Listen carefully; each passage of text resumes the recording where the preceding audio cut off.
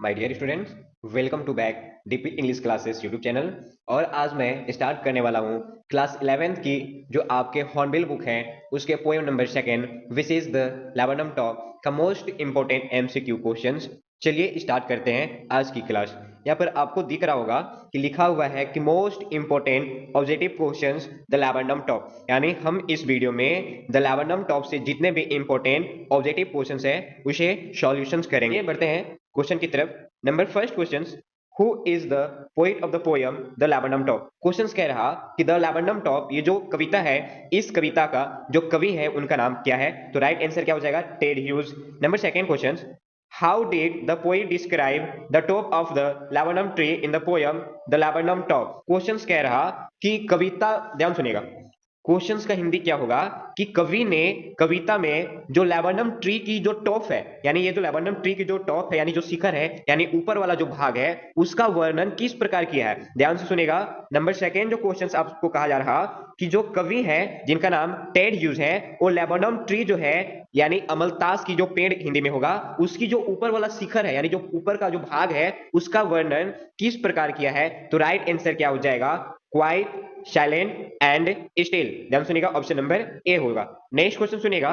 Next question कह रहा कि व्हाट टाइम, ध्यान सुनिएगा, what time of the day is describe, आप इसे मेंशन भी कर सकते हैं, in the poem the laburnum top. Questions का हिंदी समझिएगा कि कविता में, ध्यान सुनिए, कविता में कौन सी कविता, द लैबरडम टॉप कविता में दिन के किस समय का वर्णन किया गया है। ध्यान सुनिएगा, क्वेश्चन कहा जा रहा कि द लैबरडम टॉप ये जो कविता है, इस कविता में दिन के कौन से समय जो है यानी जो टाइम है उसके बारे में वर्णन किया गया है, कविता में बात किया गया है। तो राइट आंसर हो जाएगा आफ्टरनून। आंसर क्या हो जाएगा, तो ऑप्शन नंबर बी हो जाएगा। नेक्स्ट क्वेश्चन सुनिएगा। नेक्स्ट क्वेश्चन कह रहा कि how does the September sunlight appear. ध्यान सुनिएगा, क्वेश्चन कह रहा कि how does the September sunlight appear. Question का हिंदी ये कहा जा रहा कि कविता में, ध्यान सुनिए, कविता में जो सितंबर की जो सनलाइट है यानी जो धूप है वो किस प्रकार दिख रहा। अपीयर का मतलब होता है दिखाई देना। ध्यान सुनेगा, क्वेश्चंस का हिंदी फिर से सुनेगा। कहा क्या जा रहा कि कविता में यानी द लैबरडम टॉप ये जो कविता है, इस कविता में सितंबर की जो सनलाइट है यानी जो सितंबर की जो धूप है वो किस प्रकार दिख रहा। तो राइट आंसर क्या हो जाएगा, येलो। नेक्स्ट क्वेश्चन सुनेगा। नेक्स्ट क्वेश्चन कहा जा रहा which month of the year is describe in the poem the laburnum top. Question कह रहा कि द लैबरडम टॉप ये जो कविता है, इस कविता में साल के किस महीने का बारे में बात किया गया है। क्वेश्चन का हिंदी सुनेगा कि द लैबरडम टॉप ये जो कविता है, इस कविता में साल के किस महीने का वर्णन किया गया है। तो आंसर क्या हो जाएगा, सितंबर महीना। ऑप्शन नंबर बी सही हो जाएगा। क्वेश्चंस कि which season has been described in this poem, या फिर हो सकता है कि इन दिस पोएम कह दिया जाए या फिर in the poem the laburnum top कहा जाए। तो क्वेश्चन समझिएगा कि इस कविता में, कौन सी कविता, द लैबरडम टॉप जो कविता है यानी जो पोएम है, इस कविता में कौन से सीजन, सीजन का यानी हिंदी क्या हो जाएगा, ऋतु हो गया। तो किस ऋतु के बारे में बात किया गया है। तो राइट आंसर क्या हो जाएगा, द ऑटोमन सीजन। आंसर क्या हो जाएगा, autumn season. Next question. Next question सुनेगा कि what happened to the leaves of the laburnum tree in the poem. Question कह रहा कि इन द पोएम, कौन सी पोएम, द लैबरडम टॉप ये जो पोएम है, इस पोएम में जो पत्तियां हैं उनके साथ क्या हुआ। या फिर हो सकता है कि आपके एग्जाम में क्वेश्चन ए पूछ दिया जाए कि ए फ्यू लीव्स यानी कुछ पत्तियां क्या हुआ। तो सही आंसर क्या हो जाएगा, आर टर्निंग येलो, यानी कुछ पत्तियां जो है वो पीले होते जा रहे हैं। नेक्स्ट क्वेश्चन सुनेगा।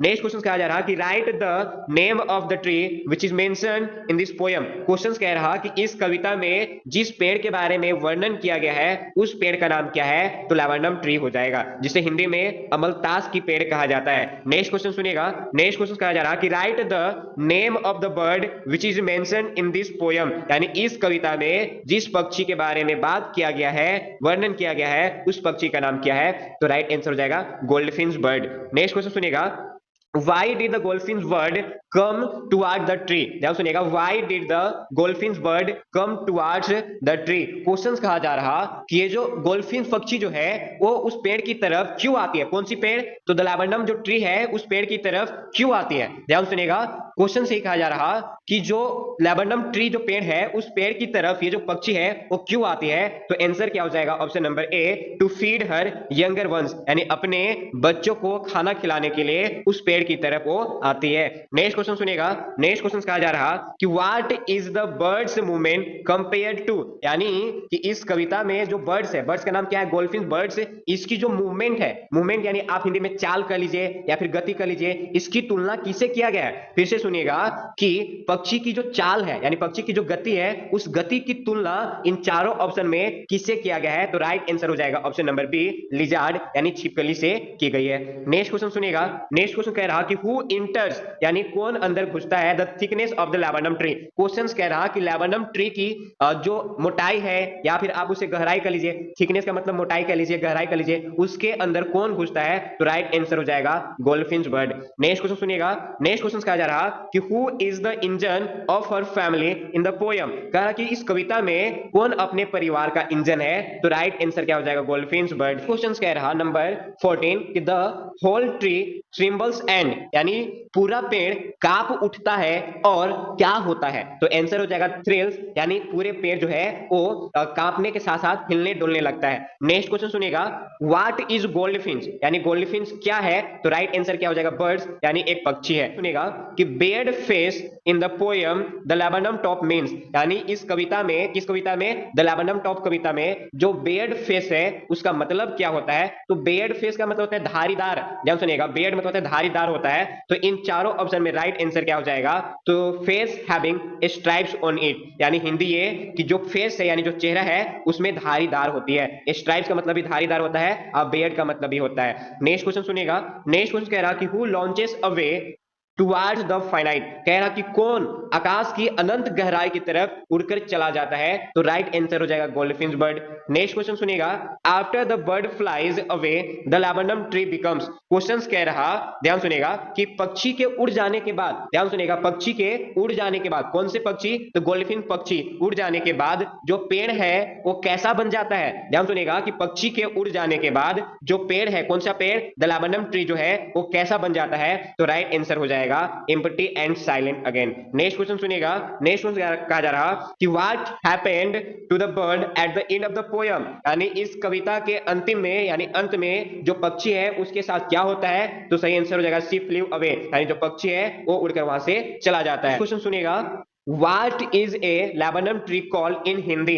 क्वेश्चन कहा जा रहा कि laburnum ट्री जो है इसे हिंदी में कहा जाता है? तो चार ऑप्शन दिया है। ऑप्शन में नंबर फर्स्ट जो है आपका राइट आंसर होगा अमलतास की पेड़ होती है। तो मैंने इस वीडियो में आप लोगों को टॉप 20 MCQ क्वेश्चन जो है वो बताया। पूरे वीडियो को स्टार्टिंग से लेकर एंड तक आप इसे वॉच करें, क्योंकि हो सकता है कि बीच में से कोई ना कोई आपके एग्जाम में क्वेश्चन आ जाए तो आपको पता नहीं चलेगा, और मैं नहीं चाहता कि आप एक भी क्वेश्चन जो है एग्जाम में छोड़ कर आए। इसीलिए आप प्लीज वीडियो को पूरा एंड तक देखें।